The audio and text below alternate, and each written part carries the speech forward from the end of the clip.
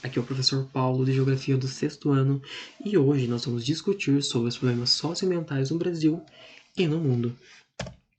Os problemas socioambientais ocorrem pelo crescimento acelerado das cidades e da industrialização.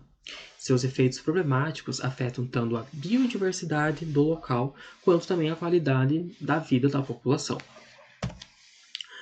Um dos problemas socioambientais que a gente consegue visualizar na sociedade seria a segregação.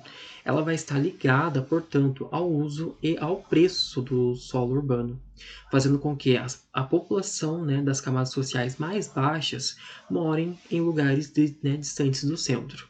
Assim, existe uma dificuldade desse acesso do acesso aos bens e serviços do espaço urbano. Esse fenômeno é facilmente perceptível na paisagem. A gente consegue visualizar isso muito fácil. A segregação urbana, essas pessoas elas sofrem com grandes distâncias desses locais de residência com os centros comerciais e os locais onde trabalham, uma vez que a maioria dos habitantes que sofrem com esse processo são trabalhadores com salário, com os seus salários muito baixos. Então, inclui-se a isso as precárias condições do transporte público e também a péssima infraestrutura dessas zonas segregadas, que às vezes não contam com saneamento básico, asfalto de qualidade e também apresentam altos índices elevados de violência. E também um problema socioambiental que a gente também deve mencionar é a favelização. Dentre os problemas sociais urbanos, entretanto, o principal é o processo de favelização. Esse se associa também à concentração de renda, ao desemprego e à falta de planejamento urbano. Muitas pessoas, por não terem condições financeiras para custear suas moradias, acabam não encontrando outra saída senão ocupar de forma irregular através de invasões áreas que geralmente não apresentam características favoráveis à habitação, como os morros com altas declividades, como nas favelas do Rio de Janeiro. Aqui a gente tem um exemplo de favelização, somente que seria no percurso de um rio. Então ali as pessoas que estão morando perto desses cursos estão favoráveis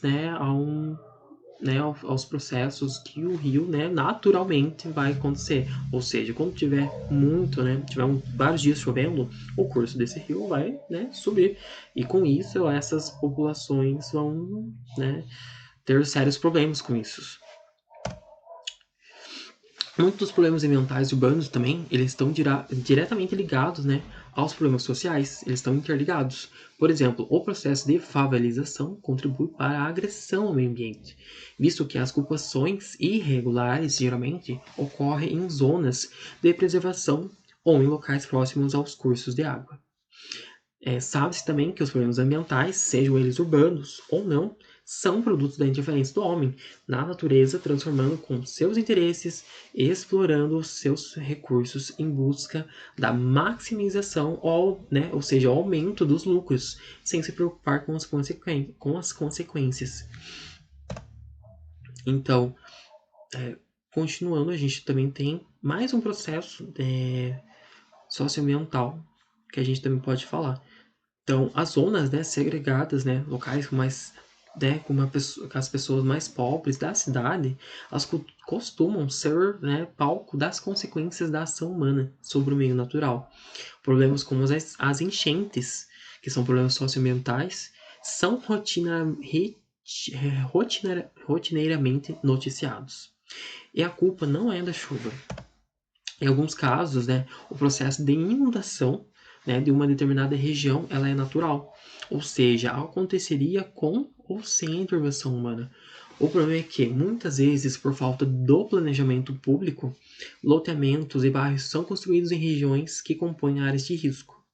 Em outras palavras, em tempos de seca, casas são construídas em locais que fazem parte dos leitos de rios. E quando esses rios passam pelas cheias, períodos onde há um maior número de dias com chuvas, eles acabam inundando essas casas. Outro problema ambiental urbano que a gente pode mencionar, comum, né, nos grandes centros urbanos é o fenômeno das ilhas de calor, que ocorre nas regiões centrais das grandes cidades. Tal situação é consequência do processo de verticalização, ou seja, do processo, né, do grande número acelerado de construções, de prédios, de condomínios, de casas nesses centros urbanos. Ou seja, a formação dos prédios limita a circulação do ar e, consequentemente, né, somada à retirada das árvores, contribui para a concentração do calor. E é por isso que as regiões centrais ou muito urbanizadas estão sempre mais quentes que o restante da cidade. Então, nessa imagem que a gente tem aqui, a gente pode, né, visualizar que tem, né, o maior, ó, a linha aqui, né, da direita e da esquerda, ela está mais baixa e está mais azul, né, o que indica que está mais frio por causa da vegetação. E a linha ao meio, né, que está vermelha, né, e mais alta, é uma linha onde, né, existe o perímetro urbano, né, onde, né, existe uma grande concentração, né, das centrais, né, das cidades, ou seja, com um maior número de calor, né. Também, gente, é importante a gente falar, né, das ilhas de calor, né, que existe também, né, para somar das ilhas de calor, a gente tem também que falar sobre também a inversão térmica. É um fenômeno, né, climático que dificulta a dispersão dos poluentes emitidos pela ação humana. Em virtude disso, gases tóxicos, né, eles ficam sob a superfície das cidades, provocando doenças respiratórias e o aumento, né, das temperaturas. A falta de manejo, né, também. A gente tem que falar também sobre os recursos hídricos, sobre a nossa água, né, a água doce.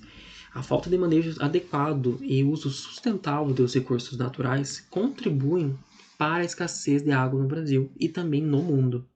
Por isso, garantir o acesso à água de qualidade para toda a população brasileira e mundial é um dos principais desafios do poder público, visto que esses bens naturais é um dos que mais dá sinais de que não resistirá às mudanças climáticas e também às intervenções humanas no meio ambiente. Aqui a gente tem, né, uma imagem onde a gente consegue perceber que na região sudeste há um grande número de pessoas, mas contrapartida há um pequeno número de recursos hídricos. Já na região norte, né, a gente consegue ver que há um pequeno número de pessoas, né, 8,6%. Mas, contrapartida, há uma grande abundância de recurso hídrico. Mas também, a gente também deve salientar que não é porque uma região tem um grande número de recurso hídrico, né, maior porcentagem, que também há um saneamento, né? A questão do saneamento básico é muito importante para a gente discutir isso. Então, a disponibilidade de água nem sempre, né, vai acompanhar também, né, esses números, seja baixo ou seja alto.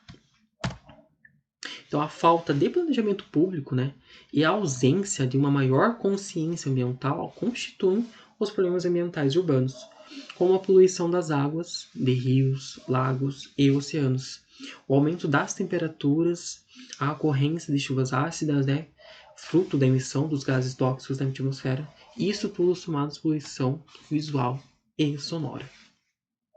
Então, pessoal, somado a isso, eu vou pedir para que vocês façam uma atividade, né? A atividade pode ser num grupo de 4 alunos, e eu quero que vocês discutam sobre os problemas sociais, socioambientais, né, que a gente enfrenta, né, diariamente, né, atualmente, e encontrem soluções para que os mesmos sejam solucionados, né? Podem trazer para mim na próxima aula, que eu estarei corrigindo, e seria isso, ok? Qualquer dúvida, só me perguntar. Obrigado.